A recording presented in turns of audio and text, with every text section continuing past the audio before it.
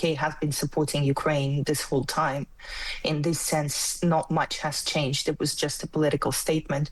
In terms of UK, I think what is important is facing the threat, understanding the threat, and it is important that the public understands it as well, and the public understands that there is a need to invest in defence and security. Andy Burnham, the Prime Minister, has said that he will continue to stand by Ukraine in its war with Russia. His comments come after Moscow accused Britain of being complicit in attacks on Russian targets, following reports that British-made long-range drones have been used by Ukraine. The argument, I suppose, that you've been hearing today from defence people, and we've been talking about at the weekend, was, we are defending the victim of an aggressor. The Russian embassy in London, though, warned that the deeper Britain becomes involved in the conflict, the higher the price it will pay. Well, let's speak to Kezia Maksimova, who is a Moscow-born, UK-based pro-democracy activist, the founder and the director of the Russian Democratic Society in London that campaigns for democracy and human rights and an end to Russia's war in Ukraine. She joins us now. Hello, good evening. Hi, good evening. Thank you for having me. A real pleasure. Thank you for being here. What do you make of Russia's threat into the UK and Russia's argument there that Britain is becoming deeper involved in this conflict and it will have to pay a price for it? I think that when we hear any threats coming out of Russia, we need to consider a few things. One is where the message is directed at, whether it's directed inwards or outwards. In this particular case, the message was directed at the UK. It wasn't very much for the internal audience. And it was rather political rather than, kind of entailing any actual action, following it, meaning that Russia constantly poses a threat to the UK, and it will probably be ramping it up because we see what's happening with the elections. The fact that Yabloko party was taken off the ballots means that the FSB bloc in Kremlin, the Russian intelligence services, are getting stronger and they're way more aggressive. So there will be more aggression within the country, more terrorist extremist cases, which means people will be going for doing anything wrong for 25 years to life and in jail. And that also means that Russian influence abroad will be ramping up as well, because that is the FSB that sends out agents and does terrorist attacks, etc. And what does that look like for us in real terms, do you think, in your experience? Well, it's not really related to what was said by Russia today, so that would be happening anyway. Russia said that, just to say it really, because UK has been supporting Ukraine this whole time. In this sense, not much has changed. It was just a political statement. In terms of UK, I think what is important is facing the threat, understanding the threat, and it is important that the public understands it as well, and the public understands that there is a need to invest in defense and security, that it's not an extra, it's not a luxury, this is a necessity at this point. And for the government, sometimes, it feels like there's a bit of a in-between there. They can't find the in-between, because just like some of the listeners before, they asked these questions about whether the targets should have been out in the open. And the fact is that, yes, sometimes UK kind of spills the beans a bit too much in the media, in a sense. For example, maybe you remember this war book news, that the war book was typed on a type machine and UK is going to be coming up with a new one. Right. Well, why are you telling your potential enemies that, don't disclose too much, don't say you're unprepared. But UK definitely needs to get prepared and try to do it in a way that is not too obvious, so others don't quite know how they're doing it. No, that's interesting. That's a very interesting take.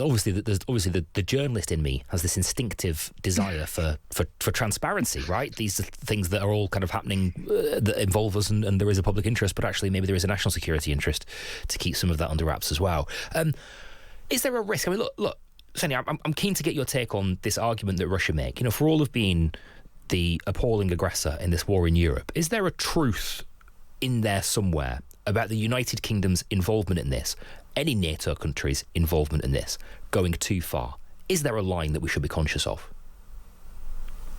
I think everyone is very conscious of that line, and everyone is being very careful with this line. That's why things like a rocket falling in Polish on Polish territory is in the beginning called almost like unidentified flying object, just not to accidentally create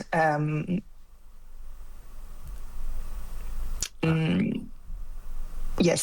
Sorry, Ksenia, I think we lost you there for a moment. The line dipped just for a moment there.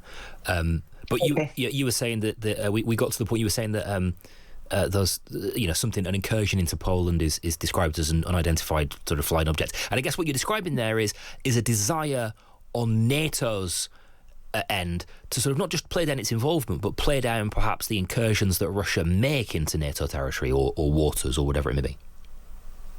Yes, but there also needs to be an understanding that Russia is testing.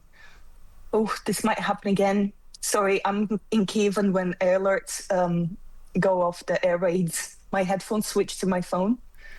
That's okay. That's happening now, is it? You're getting air raid sirens now, are you? Yes. Sorry about that. Are you safe? Oh yeah. It's just drones. It's not ballistics, so it's fine. But yes, so for that matter, obviously all NATO countries are being really careful in their phrasing, and they don't want to escalate. But Russia is testing their readiness every time it does something like this. It watches what they do. Okay, we're gonna fly in that far. How they're gonna react? How many planes can they get up in the air? Which countries is it? That's why they do it. Right. Can I ask you, as somebody who is connected to Russia, who will have no doubt you'll be communicating with friends and former associates in Russia, I'm sure, or at least have your sort of finger on the pulse of public opinion and the media. How do they think about, reflect on, what do they make of the United Kingdom?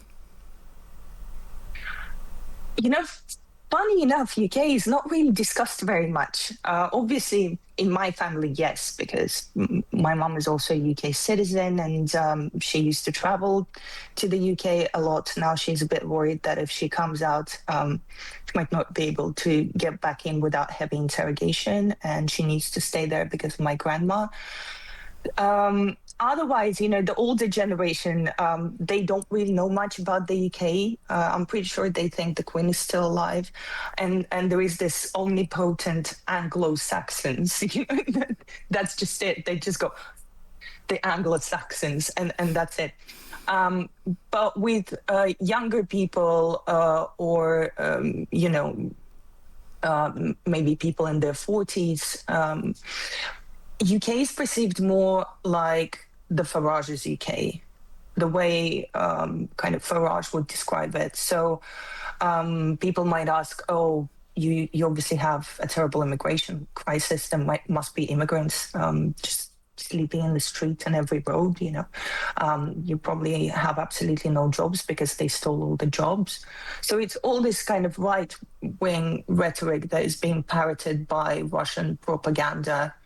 So essentially imagine if, someone who really likes Farage, that's probably what their perception of UK would be like. Okay. But there is no talk about UK's participation in the war. People don't discuss that at all. Okay, that's interesting.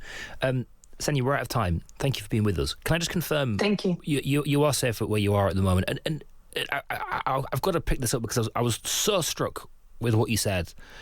You said it's just drones, it's not ballistic missiles, it's okay, as you were getting alerts to your phone about incoming fire. So you don't feel... Have you got to a point where you are sort of desensitised to drones, or do you genuinely not feel the risk of them?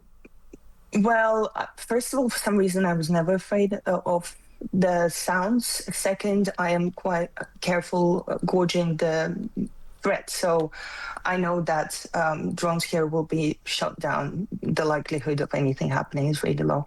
Ballistics, you can't really predict that much, in which case I would be probably checking right now where they're headed. Yeah. Crikey. Goodness me. Well, Ksenia, it's been a pleasure to talk to you tonight. Really appreciate it. Thank you so much. Thanks a lot. Thank you.